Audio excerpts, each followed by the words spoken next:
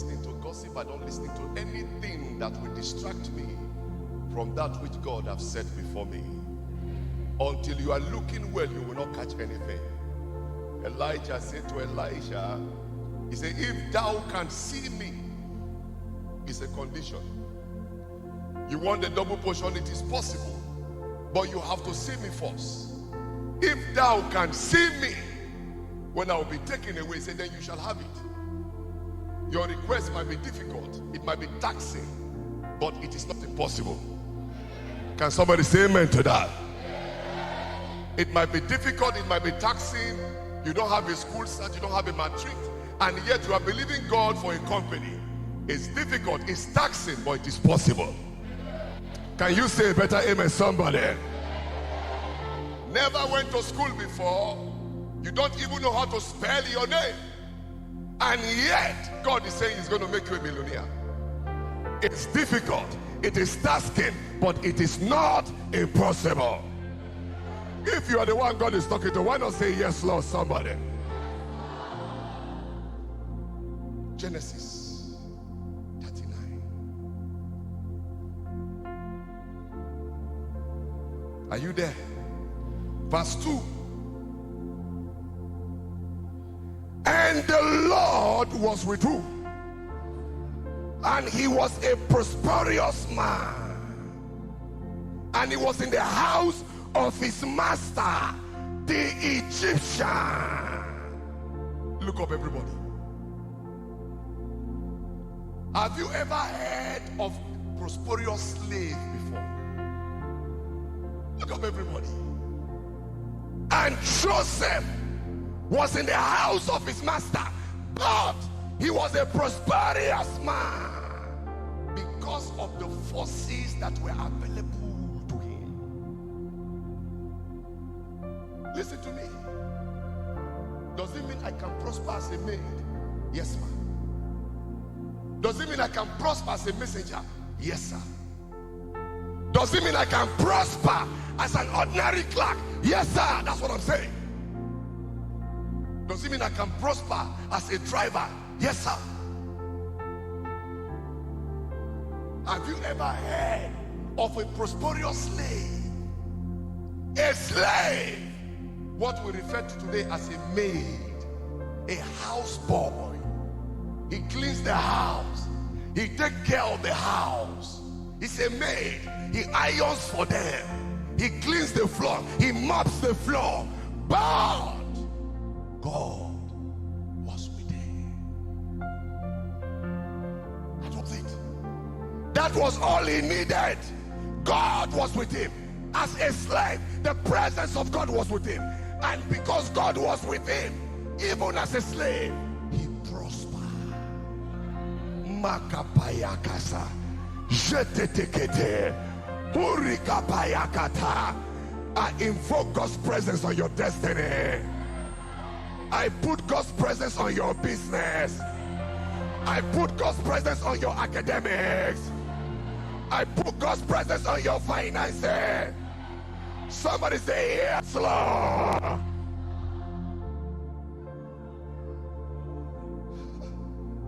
I ask myself, how much more you there, who is in the house of freedom? You are not a slave. I have no reason to go to heaven and tell God why I did not prosper. I have no reason. Because I have seen what it takes to prosper. It is the presence of God. It will make you enter where others are rejected. Men will just like you. Where they say they don't want to see anybody, you say no vacancy, you go back and say, take the job, is yours. You are the most qualified. The presence. A slave, but he prospered. A slave, but he prospered. Look at what God is doing. Look at the prosperity. People opening businesses. You come every day, you cry, you go back home. Live your life for God. Live your life. Surrender it all to him. Before you got that job, you went to see the manager in the hotel. How will you prosper then? God didn't give you. Because only what the Lord do, and that shall be forever. Look at verse 22. Look at verse 22.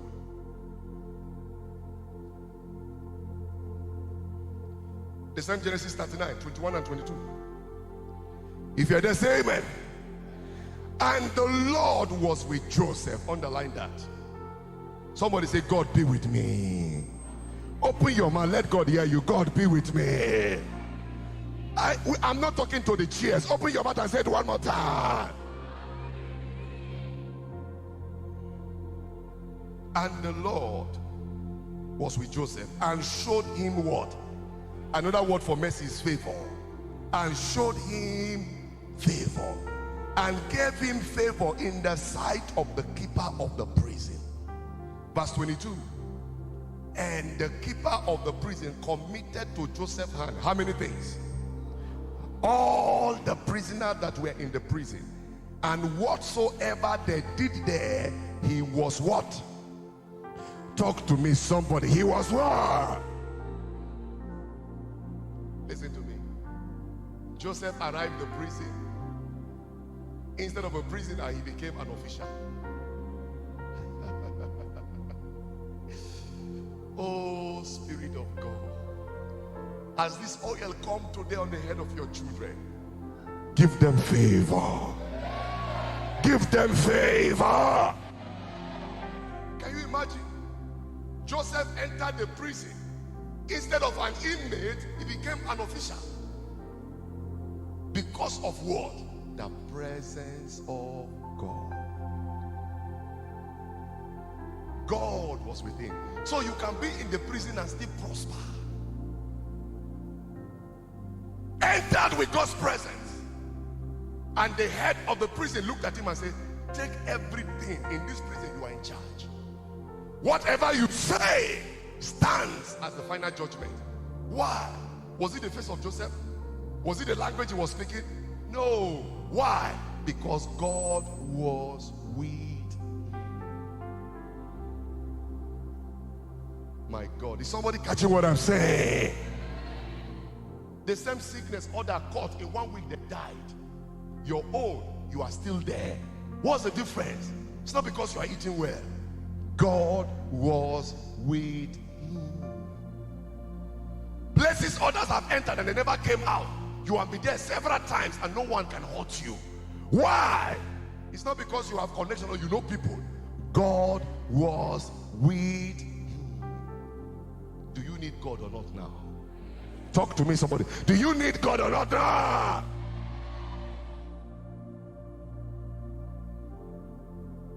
How do I get God's presence? I need to know. I give you 3 keys.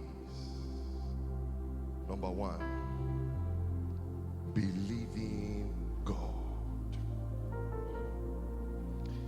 Believing God. Believing God.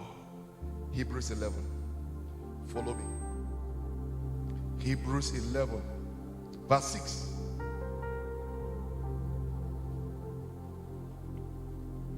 Are you there? I read. But, somebody say but. But without faith, it is impossible to please him. Referring to God. For he that cometh to God must what? Talk to me, somebody. Must what? That he is, and that he is a rewarder of them that diligently seek him. Faith is not an option, it is a must. It's not an option. Faith is a must if you must carry the presence of God. For he that cometh to God must. Is your own Bible different?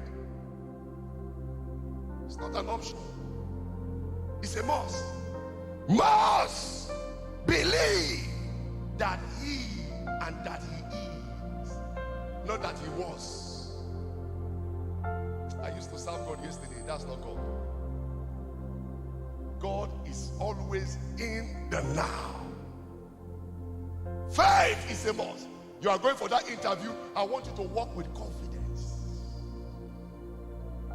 Sit down with confidence. Like the testimony of that our sister 3 weeks ago, with a panel of 7 men. looked at them with confidence, and a job of over 600,000 was given to her. Walk in with confidence. Lift your hand and say 3 times, I am more than this. If you can say it, you will see it. Say it again.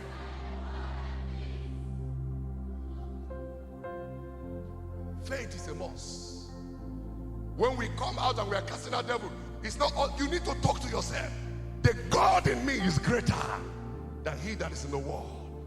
Sometimes you are praying at night and you hear some terrible shaking. Fear will come. You say, no way, Satan. I am standing with the Lion of the tribe of Judah. You must. Faith is a must if you must carry God's presence. I am going for that business. I'm not coming back home empty. Today, I must make sales of 5,000. That is the way faith works. Number 2, how do you carry God's presence? Pleasing God. Number 1, believing God. Number 2, pleasing God. John chapter 8. If you have it, say amen. I read John 8:29. And he that sent me is with me. The Father has not left me alone. Why? Because I do what? Talk to me. Talk to me. Because I do what? For I do always those things that said to me. Jesus said, the Father has never left me once. Who is he referring to? He said, the presence of God has never left me. He's always with me. He said, this is my secret. I do always the thing that pleases me. It's a different thing when somebody makes a mistake than when somebody is living a mistake.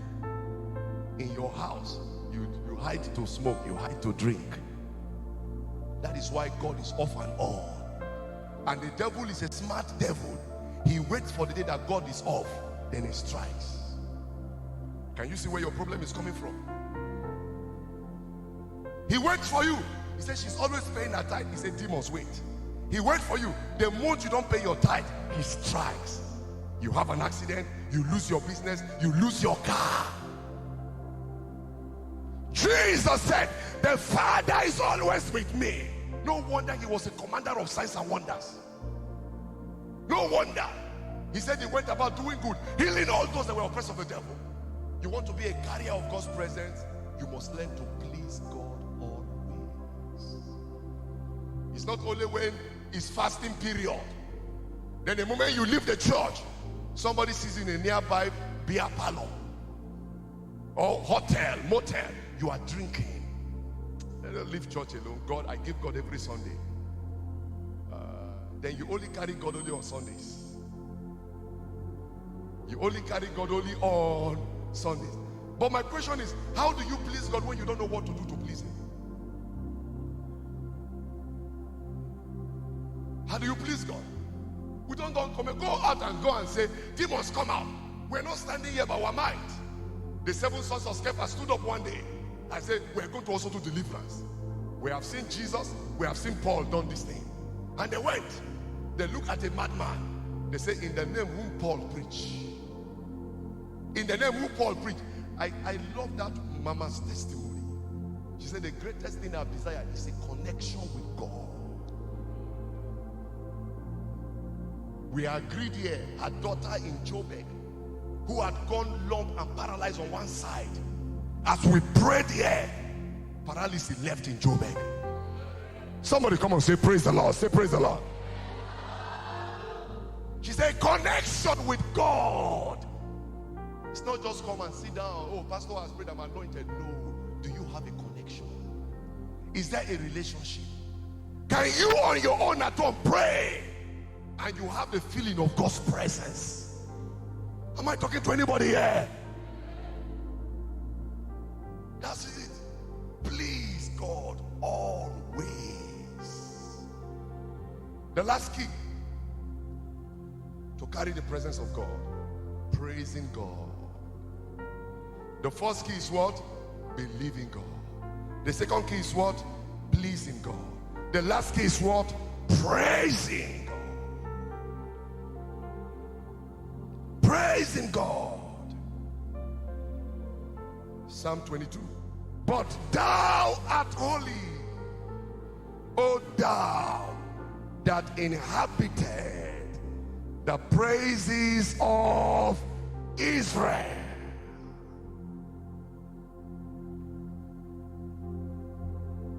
What does it mean to inhabit? To live in. What does it mean to inhabit? Talk to me, somebody. I'm not talking to. Talk to me, somebody. What does it mean to inhabit? To live in. He said, if you are a praiser, he said, God will live in you. Thou art holy, that inhabited. When you open your shop in the morning, do you praise or do you complain? Do you see from that scripture? It is very obvious. No complainer can carry divine presence. No complainer. No matter how hard some of you will pray, at the end of a prayer, you scatter what you have been praying for with one sentence of complaint. God, I have tried. I am tired. God said, go and sleep. When you die, you die. I am God. Imagine your child, your 2-year-old child, look at you, the father, and say, Daddy, I am tired. If you don't give me ice cream, I'm not going to school again. Who are you doing good? Your father or yourself? That's the mentality many of us don't know we carry before God. God, I'm tired. In fact, I'm not paying my tithe again. Who is he going to trouble? Don't go. When your life becomes tight like the heat of the desert, you will run back to God. No complainer carry God's presence. When you open your shop in the morning, what do you start with? Praise. I am grateful, Lord. Hallelujah. Oh, my Father who art in heaven, hallowed be your name. This is the day the Lord has made. It's a new day. This business today shall prosper. Thank you for yesterday, even though I did not make any sale. But today will be a different day. Blessed be the name of the Lord. As you are saying it, the Lord inhabits the praise of his people. As you are praising him, he said, angels, can you hear that? Which shop is that? They say it's in Street B, shop 4. He said, go there, put my presence there today. Let my presence show the difference there today. Simple. You want to travel by an aircraft? I do that I don't care who is sitting by my right or by my left. Many of you enter aircraft and you are too big to show you a Christian. The moment I sit down, I put my seatbelt anywhere, even 30 minutes flight. Father, I thank you for this aircraft. Grant me safety to my destination. Spirit of God, fly this plane. I give you praise for Johnny Mercies. Amen. Thank you, Lord. You are looking at me, oh, how are you? Bless you. If you are sitting next to me, oh, bless me. How are you? Bless you. Bless you. And I continue reading. So when the aircraft is going through turbulence, you see some people, they not think God is an emergency force. Hey, blood of Jesus. All those prayers that time, you're wasting your time. Somebody just came and she was telling me how she came through Kenya Airways, and the white man that was sitting next to her, while they were coming, the plane was going through turbulence. The man said, it's finished. In fact, it's finished. It's finished. Everybody began to pray. Jesus, that kind of prayer does not work at that time. Faith is not an emergency tool. It's a way of life. For the just shall live by faith. Not the just shall confess faith in the face of trouble. The just shall live. Faith becomes a lifestyle. Am I talking to anybody here? With these 3 keys, you will carry God anywhere. Believing God, pleasing God, and praising God. With these 3 keys, you will enjoy untouched presence of the Lord 247. Every day, every week of your life. Take it to your office, take it to your family, take it to your business center, and your life will become a wonder. Stand up, everybody.